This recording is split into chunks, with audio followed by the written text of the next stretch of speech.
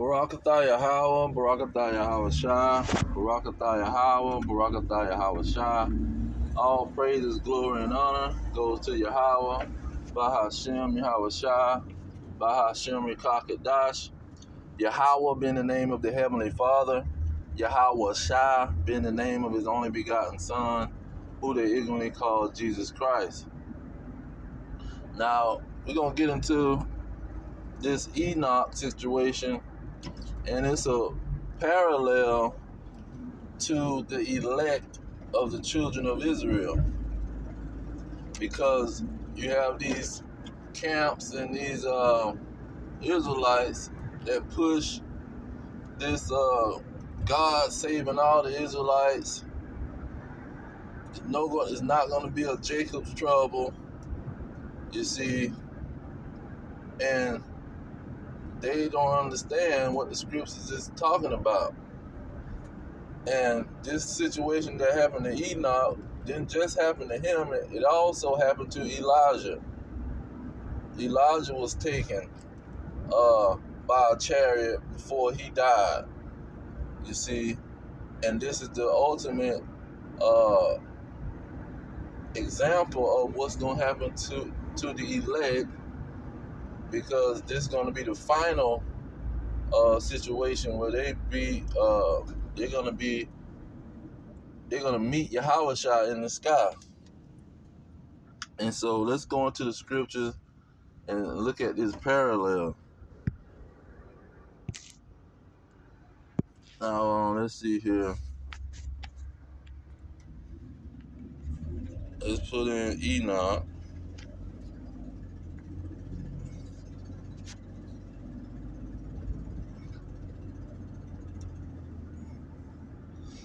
Okay, it says here, I'm going to get verse chapter 5. It says Genesis 5:18. And Jared lived 162 years and begat Enoch. Okay, and Jared lived after he begat Enoch 800 years and begat sons and daughters. And Enoch lived 65 years and begat Methuselah. So Enoch's son lived the longest. See, he was the longest living person that ever lived, or that's recorded. So, let me see. Said Enoch walked with God and was not, for God took him. Okay, so he didn't die.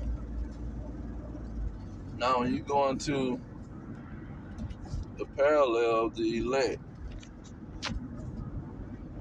let's get this. What's 1 Thessalonians 4? I think starting at 16. It says, "For the Lord himself shall descend from heaven with a shout, and with the voice of an archangel, and with the trump of God, and the dead in Amashiach shall rise first." So those who died of the elect, they're going to rise first. Verse 17, it says, "Then we which are alive," like Enoch was alive, "and remain shall be caught up together with them in the clouds to meet the Lord in the air, and so shall we ever be with the Lord." So that Enoch was an example. Let's get some more. This Isaiah 26, I'm thinking. Yep. Verse 20 says, "Come, my people, enter into your chambers and shut your doors about thee. Hide thyself as it were for a little moment until the indignation be overpassed." So it's going to be indignation that the Lord is displaying to the nation and the elect is going to escape this indignation. And let me demonstrate that with an Isaiah 34,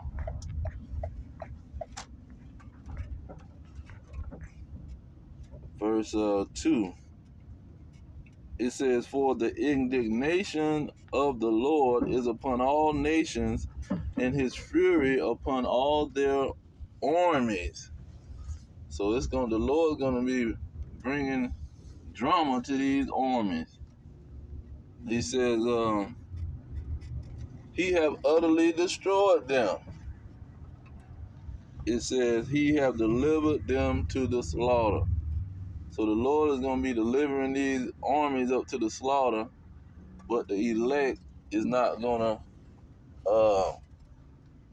fall victim to the situation. Okay. Now it says here in where is it?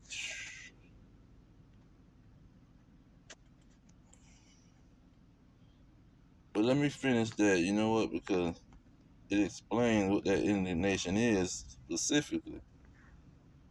Jump down to verse 4. It says, "And all the hosts of heaven shall be dissolved, and the heavens shall be rolled together as a scroll, and all their hosts shall fall down."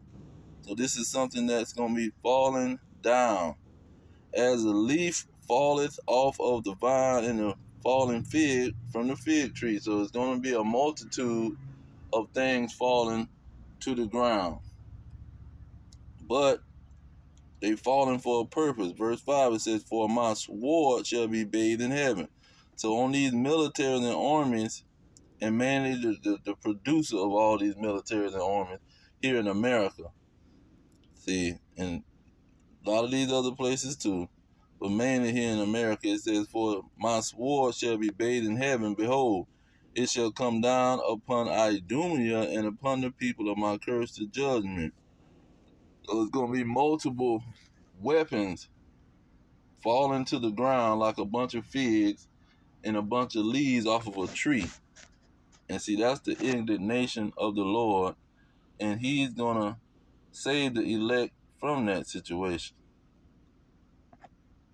Let's get Isaiah 60. As Isaiah described this stuff in detail. Verse 8, it says, "Who are these that fly as a cloud and as the doves to their windows?" So he gave an example. Who are these that fly as a cloud?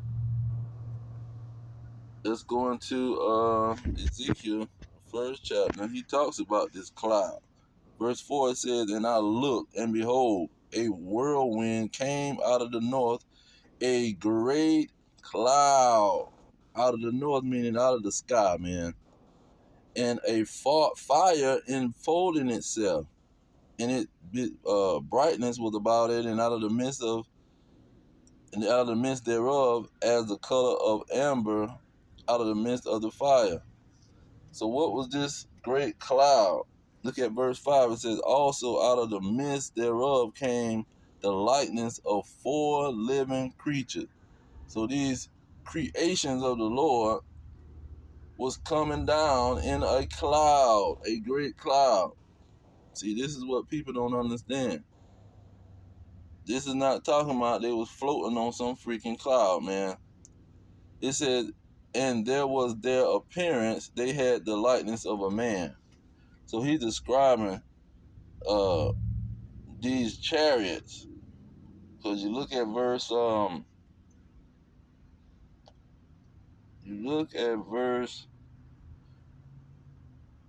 I want to get these wheels. Yeah, verse 16 is just get right to the point. This cloud is going to change in description. He said the appearance of wheels, and their work was like unto the color of a barrel, and they four had the likeness, and their appearance and their work was as it were a wheel in the middle of a wheel. So now he's showing you this is something different than a cloud. It's similar to a cloud, but it's not specifically like a cloud. You can also compare it to a wheel. So it's like a cloud and it's like a wheel. What do we know that's like that? That's these UFOs that these people are seeing. This is what's going to save the elect. This is what saved Enoch. This is what in Acts 1 and what was it? 1 and Acts 1 and 9. He says, and when he had spoken these things, while they beheld, this talking about Yahushua, they was listening to him. They asked him when he gonna return the kingdom to the Israelites. He said, while they beheld him, he was taken up. See, just like Enoch, the Lord took him. Yahushua was taken up. Another example of how the elect is gonna be taken up.